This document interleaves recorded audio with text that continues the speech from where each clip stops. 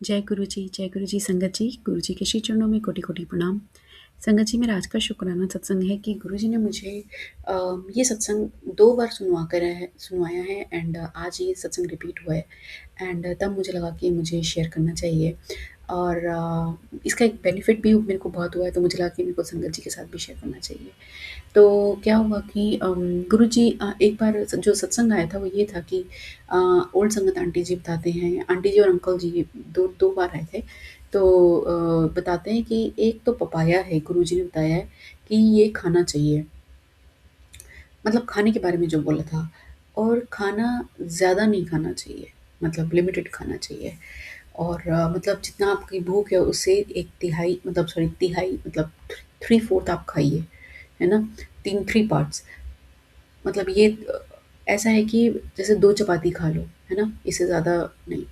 अम, और पपाया ज़रूर खाना चाहिए, हफ़्ते में 2 बार। और दूसरा ये था कि दूध जलेबी हफ़्ते में 1 बार ज़रूर खानी चाहिए। पपाया के लिए बताया था कि पूरा जो हमारा सिस्टम है, उससे उसमें जो ज़्यादातर रोग होते हैं, वो पेट से रिलेटेड होते हैं, पेनक्रियाज़ से रिलेटेड होते हैं। तो अगर पपाया खाएँगे तो वो काफ़ी सेटल रहेंगे, ये हम सब भी जानते हैं, आयुर्वेदा में भी लिखा है ऐसा। बट गुरुजी ने कहा था कि उसको हफ़्ते में 2 बार ज़रूर खाना चाहिए। उन्होंने स्पेसिफिकली 2 बार बोला था। और दूध जलेबी के लिए बोला कि 1 बार ज़रूर खाना चाहिए हफ़्ते में। इनफैक्ट उन्होंने दिन भी बताया था, मैं दिन भूल रही हूँ कि किस दिन खाना चाहिए ज़्यादा। बट खैर ये है कि बट ऐसा भी नहीं कीजिएगा कि पूरा भर-भर के खा लीजिए। एक मात्रा डिसाइड हो जाए थोड़ा-सा, तो उससे क्या होगा कि जो गुरुजी ने कहा था कि उन आंटी जी को बताया था कि बीमारी नहीं होगी। हफ़्ते में 1 दिन दूध जलेबी खाओ।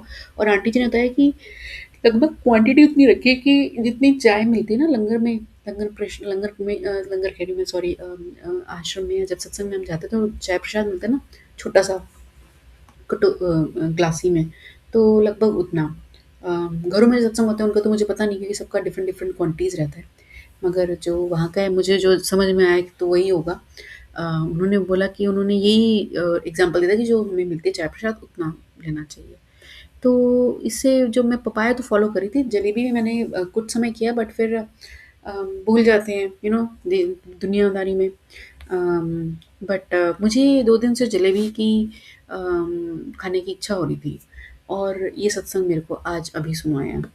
तो मुझे याद आया कि मैंने ये सोचा था कि मैं ऐसे करूँगी और मैं कर नहीं पाई।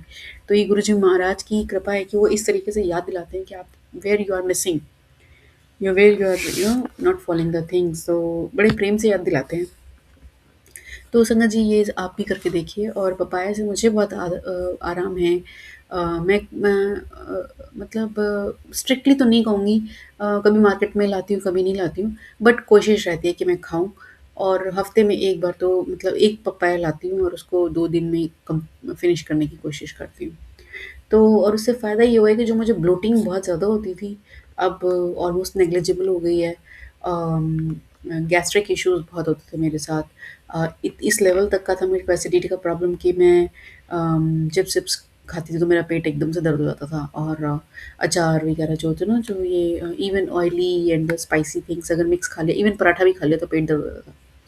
तो ये और हाँ, बटर डाल के खा लिया तो उसमें भी आपको मेरे को बर्प्स अजीब से आते थे। मतलब कहने का मतलब ये सीवियर था। बहुत ज़्यादा सीवियर नहीं था कि मेडिकल अटेंशन ली जाए, बट इस लेवल का था कि अनईज़ीनेस लगती थी। तो पपाया से ये प्रॉब्लम तो बिल्कुल रिज़ॉल्व हो गई है। मुझे अब कोई प्रॉब्लम नहीं होती है इससे। मतलब नॉर्मल घर का खाना खाती हूँ, बाहर का भी खाती हूँ, बट कोई प्रॉब्लम नहीं होती है। और बट मैं बहुत ज़्यादा तो नहीं खाती बाहर का, बट खाती हूँ। ऐसे जैसे मेरा पहले था वैसे ही है। अम, ये है। तो आप भी करिए और गुरुजी का कोटि-कोटि शुक्राना कि वो सब पर कृपा बनाए रखते हैं और बताते हैं कि where you are missing and what you need to do in advance.